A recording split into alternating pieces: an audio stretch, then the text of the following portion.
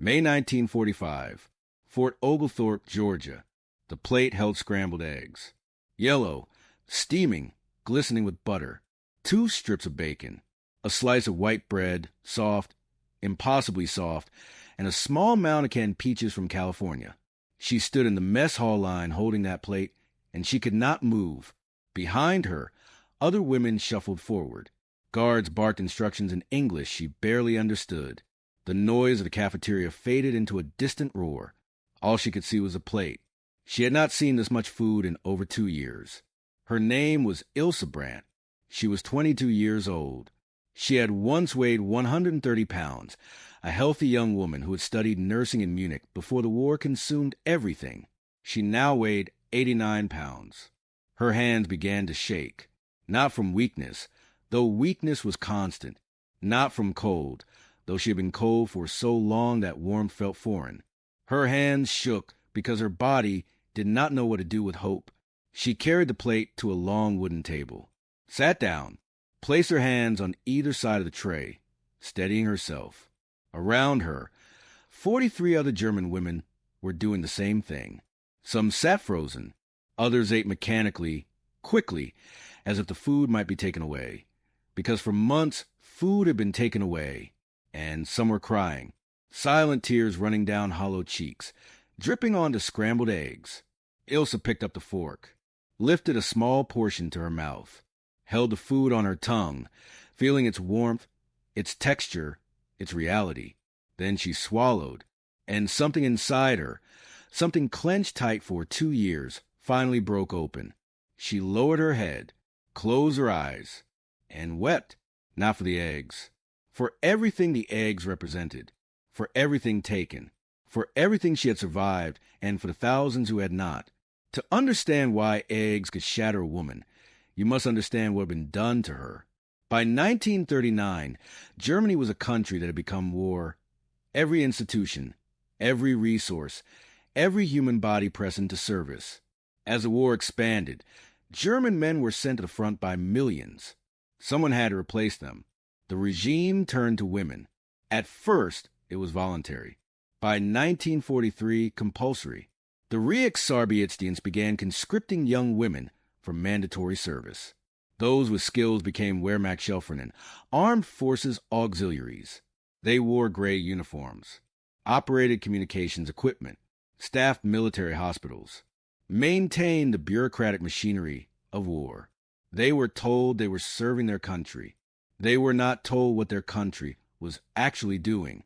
Ilsa was conscripted in February 1943, 19 years old, in her second year of nursing school.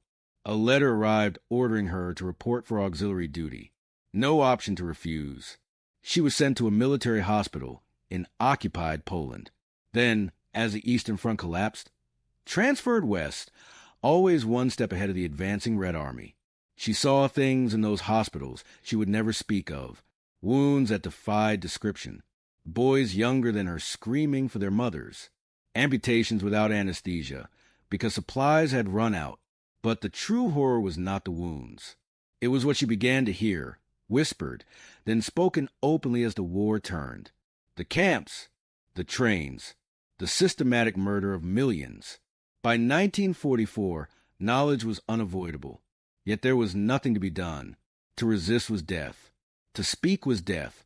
To refuse an order was death. So Ilsa continued to serve, continued to bandage wounds, continued to write letters for dying soldiers who could no longer hold a pen. She survived by becoming numb. The final months of the war were not military defeats. They were disintegrating. By January 1945, the Wehrmacht was a skeleton held together by terror and inertia. Allied armies pressed from the west, Soviet armies from the east, and between them, Germany was ground to dust. The evacuation order came on April 3rd. No transportation. Trucks requisitioned for combat units. Trains bombed into uselessness. The hospital staff was told to move west on foot.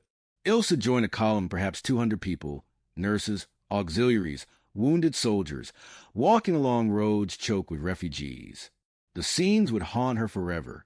Columns of concentration camp prisoners in striped uniforms, marched toward destinations that no longer existed. SS guards shooting stragglers, German soldiers hanging from lampposts, executed for retreating without orders, cities burning, children wandering alone, calling names no one answered, and everywhere the smell of death. On April 8th, American forces intercepted the column near Eisenach. No battle, no final stand. The Germans simply dropped weapons and raised their hands. A young American lieutenant pointed to the roadside. "Sit down. Wait." They sat. They waited. For 3 days. The processing center was a converted factory. Rows of cots. Endless lines for registration, medical examination, interrogation. An American intelligence officer asked the same questions for 2 hours. Asterisk, what was your unit? What did you know about the camps? Did you participate in atrocities? Asterisk. She answered honestly. She had been a nurse. She had known nothing until the rumors began, and by then there was nothing she could do. She was classified as a disarmed enemy person, not a prisoner of war, but not free either. The conditions were not brutal, but they were not good. 800 calories per day for 2 weeks. Bread mostly. Thin soup. Occasionally canned vegetables. Her body, already weakened by 2 years of deprivation, began to fail. Sores that would not heal. Hair falling out. Her menstrual cycle stopped entirely. Then came rumors about transports to America. On May 15th, her name was called. The ship was the USS General Harry Taylor. Ilsa boarded on May 22nd at Le Havre, assigned to a compartment with 47 other women, space designed for half that number. But there was food, 3 meals a day on schedule, in portions approaching adequacy. The first meal aboard was a revelation. Real coffee, not ersatz grain substitute. Fresh bread, a portion of meat and potatoes called hash. She ate slowly, forcing herself not to rush. She had seen what happened when malnourished people ate too quickly. Women had died from refeeding syndrome. The voyage took 17 days. During that time, Ilsa began to recover. Regular meals, rest, the absence of immediate terror. But the mind does not heal as quickly as the body. She spent hours on deck staring at the Atlantic, thinking about everything she had witnessed, and about the question with no good answer. What did you know? She had known, perhaps not the full scope, but she had known something monstrous was happening, and she had done nothing. What could she have done? She asked herself this 1,000 times. Never found a satisfactory answer. The ship docked in New York Harbor on June 8th, processing at Staten Island, then a train to Georgia. 2 days later, she arrived at Fort Oglethorpe. Fort Oglethorpe had been a cavalry post, now an internment facility for German POWs and civilian internees. The camp was different from anything Ilsa had experienced. Real buildings with walls and roofs, showers with hot water, medical facilities, American doctors, and food.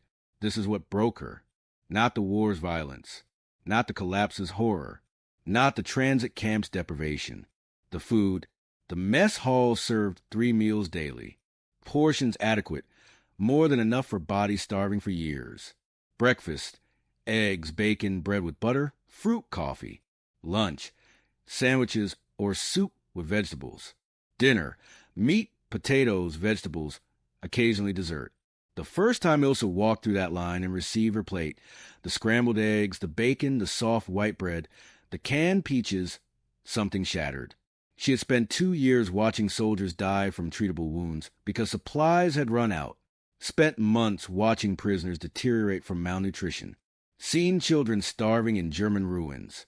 And now, in the land of the enemy, there was food, more than she could eat, more than she had seen in years. The contrast was too violent. The relief was too sudden. She sat at that table and wept. Around her, other women wept with her. They were not crying because they were sad. They were crying because they were alive. And being alive, after everything, was almost too heavy to bear. They came from all over Germany. Munich, Hamburg, Berlin, Cologne, cities now rubble. They had been nurses, teachers, secretaries, factory workers, some true believers. Others served because they had no choice. Most fell somewhere in the complicated middle. And there were the others, women who did not speak about what had happened. In Germany's collapse, unspeakable things had occurred. The advancing Soviet armies had committed mass sexual violence, one of history's largest atrocities. But not only the Soviets. In surrender's confusion, women had been victimized by soldiers of all armies, by displaced persons, by their own countrymen. Some women at Fort Oglethorpe bore marks of this violence. Physical marks doctors could treat, psychological marks no one knew how to heal. These women did not cry over the eggs. They ate in silence, slept in silence, moved through days like ghosts. They had not been in combat, but they had been at war. And war had found ways to destroy them that did not require bullets. In spring 1946, repatriation began. Women cleared of war crimes involvement could return to Germany or what remained of it, divided into occupation zones. The economy is in ruins. Millions of refugees wandering through wreckage. Ilsa was cleared in March 1946.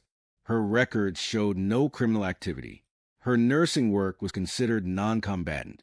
The characterization felt both accurate and inadequate. She had not committed crimes, but she had served a criminal state, worn its uniform, kept its machinery running. Before leaving, she spoke with an American chaplain. "Do you feel guilty?" he asked. She considered the question. "I feel responsible. I do not know if that is the same thing." "It may be," he said.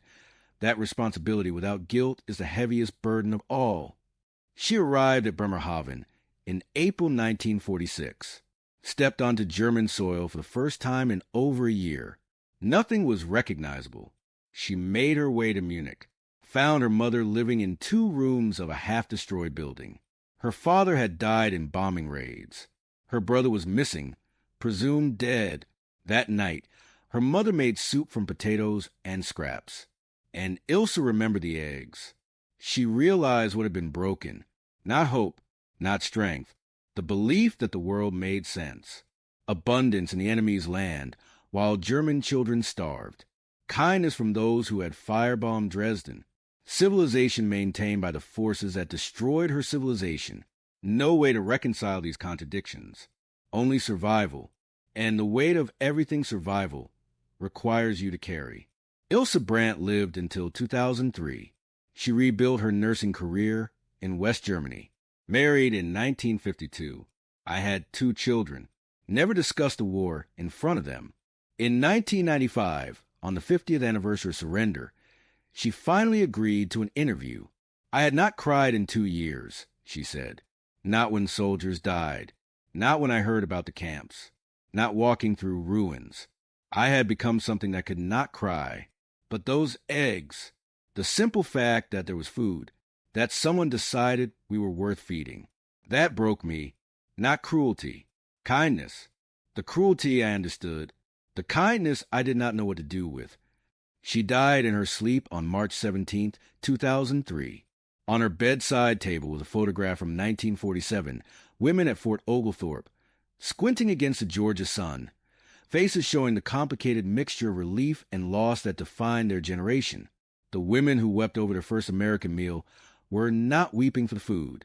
They were weeping because the food proved that humanity had not been entirely destroyed, that even in a world that had produced Auschwitz and Dresden, someone could decide a starving enemy was worth feeding. That choice, to feed rather than starve, to heal rather than harm, to treat prisoners as human beings, is the only thing separating civilization from barbarism. Most women from Fort Oglethorpe are gone now. The last generation of witnesses is fading, but the choice remains. Feed or starve, heal or harm, see or ignore. The eggs are still on the plate. The question is still being asked, and the answer still matters.